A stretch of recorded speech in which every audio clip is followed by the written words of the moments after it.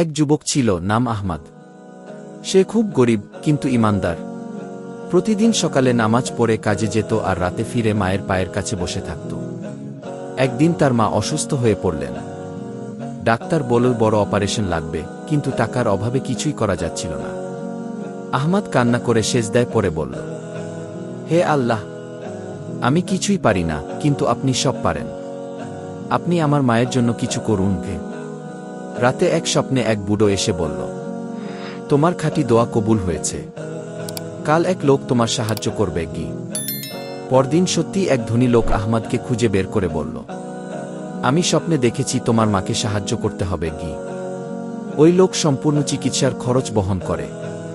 আহমদের মা সুস্থ হয়ে উঠলেন। আল্লাহ তাআলার কাছে খাঁটি দোয়া কখনোই ব্যর্থ হয় না। মায়ের দোয়া, সেজদার কান্না আর আল্লাহর রহমত, এই তিনটি কখনো খালি ফেরে না।